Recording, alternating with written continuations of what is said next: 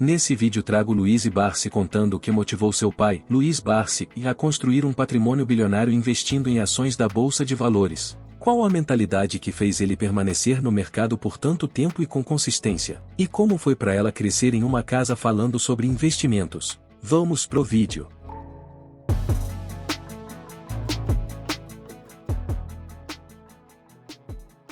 Como que foi esse seu interesse para fazer economia, ciências contábeis, e despertar esse seu interesse? Bom, eu não tinha a menor noção de qual era a figura do meu pai. Eu fui criado no interior de São Paulo, uma vida simples, a gente morava num sítio. Vivi uma vida, uma adolescente normal, né? Quando, com 17 anos, passando em frente a uma banca de jornal, eu fazia economia já nessa época. E eu passei e ouvi o meu pai na capa de uma revista e tava simplesmente escrito, os bilionários da bolsa, as maiores fortunas. Eu olhei para aquilo e falei, eu não acredito, esse é o meu pai que tá ali. E ali eu descobri que meu pai... Ele escondia de você? Olha, eu não acho que era proposital do tipo, vou esconder da família que eu sou um bilionário. É que naquela época ele era muito low profile. E a gente tem que entender também que não se falava muito de bolsa de valores na mídia. Sim. Eu acho que talvez ali em 2012, 2013, tava começando a se falar sobre o assunto, né? Então, acho que o negócio cresceu mesmo de proporção de 2018 pra cá, né? E, em geral, acho também existe uma tendência, não cientificamente comprovada. Quando o investidor ele é muito focado em dividendos, ele tende a ser mais low profile. O trader, ele quer vender uma vida de, olha lá, ganhei um carro em 2 dias. Então ele precisa ativar esse tipo de coisa. E você pode pegar até um dos maiores dividendos do planeta, que é o Warren Buffett. Continua morando numa casinha simples, continua tendo uma vidinha simples, né? Só não é low profile porque é o tamanho gigantesco também da pessoa. Mas eu acho que tem um pouco disso, né? Em geral, o perfil do investidor também demonstra como que ele vai aparecer mais ou menos no mercado, né? Exatamente. Então, naquela época, quem conhecia meu pai eram pessoas muito nichadas de mercado de capitais, né? Então, já tinha esse interesse de trabalhar com meu pai, já o admirava, já conhecia a história dele. Então, imigrante, muito pobre. Começou na Bolsa em 69, pra vocês terem uma noção. Nosso Ibovespa, nosso índice é de 68. Sim. Então, ele trabalhava desde o início de tudo, perdeu um ano de Bolsa. Então, um cara pioneiro mesmo, que na época não tinha quem se inspirar. Então, a gente tem que pensar que, no final da década de 60, as coisas eram muito menos globalizadas. Então, não se tinha notícia, por exemplo, de Warren Buffett, de Benjamin Graham, nada disso, né? As coisas chegaram muito depois aqui. Então, pelo fato dele ter esse conhecimento em contabilidade, né, ter sido técnico em contabilidade, ter feito economia, isso deu para ele uma visibilidade. Ele atuava como uma espécie de auditor independente de algumas empresas de energia, de saneamento. E ele começou a perceber que ele assinava cheques, aprovava como controller, como auditor, as contas dessas empresas. E cheques de dividendos gordos para os controladores. E ele começou a perceber, caramba, eu já invisto em bolsa, eu também posso ganhar esses dividendos. Esses negócios têm capital aberto, eu posso me tornar um pequeno sócio de um grande negócio. E foi aí que ele começou, se deu conta de que esse poderia ser um caminho vitorioso, exatamente. E aí ele fez um estudo que se chama Ações Garantem o Futuro, que hoje é o nome da empresa, GF. E aí pegar todo esse estudo, né, e transformar num negócio escalável, digital, atualizado, né? Eu nunca me imaginei empreendendo, sendo bem sincero. Eu fui criada na minha casa com meu pai dizendo. Eu com 14 anos, foi meu primeiro contato como investidora, 2008, ele fez uma carteira de investimentos para mim, com ações da Ultrapar, e falou, olha, os dividendos que essa carteira vai te dar vão ser a sua mesada. Então, dali eu entendi. Se o posto Ipiranga não faturar, não tiver lucro no final do trimestre, eu não vou ganhar minha mesada, não vou ganhar meu dividendo, né? E aí ele foi me orientando. Poxa, vamos reinvestir. Ao invés de você gastar toda a sua mesada em besteira, vamos reinvestir. E me levava nas reuniões. Então, a educação financeira sempre esteve presente na minha casa, desde muito cedo, sem eu sequer saber quem ele era, né? O tamanho da figura dele, o que ele representava para o mercado, né? Então, logo ali já me despertou o interesse. Eu quis seguir voluntariamente essa carreira, então segui os mesmos passos. Fiz economia, aqui faz 4 anos, faz 6, né? Fiz mais 2 de contabilidade. E com 17 comecei a trabalhar no mercado financeiro.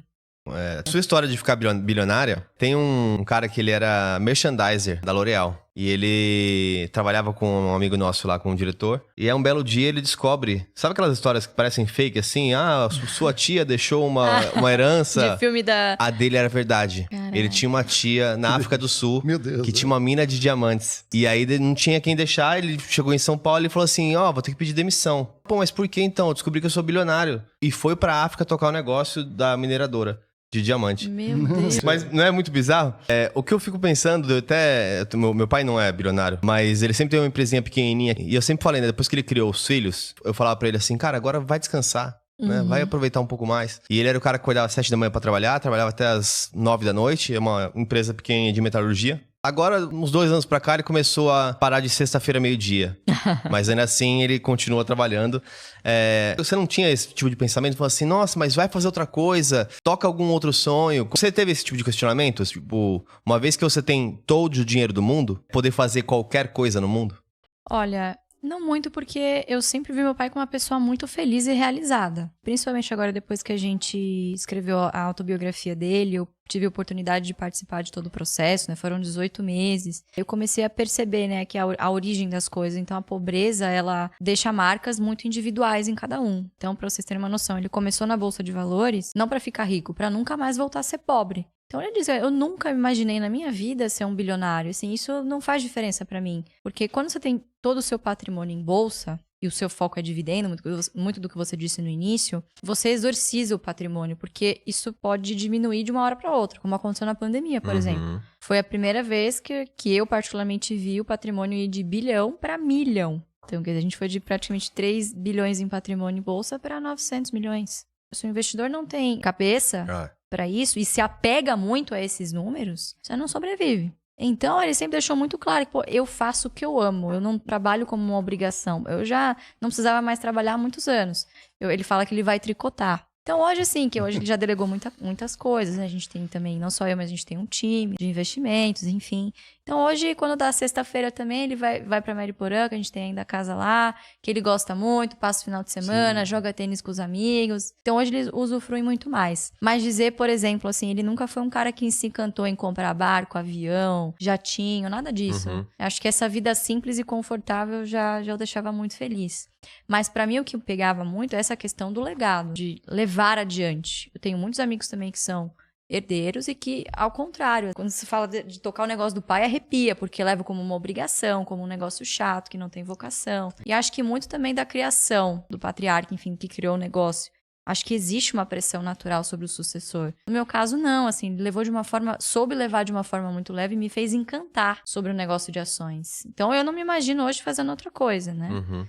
Quando a gente começou a empreender com a AGF, pra ele foi um choque. Ele falou, você tá ficando maluca?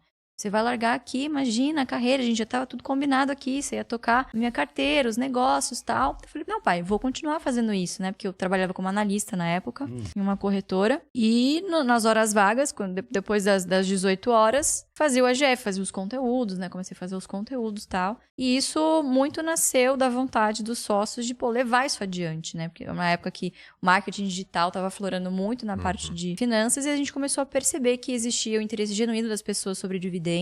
Tanto de picareta que estava aparecendo no mercado e vendendo curso ruim, levando as pessoas a cometerem erros na bolsa, enfim. E o negócio nasceu muito naturalmente, assim. A gente nem percebeu o que estava fazendo, na verdade, sabe? Nasceu, assim, da nossa vontade de levar o legado adiante. Acho que é muito mais nesse sentido, viu?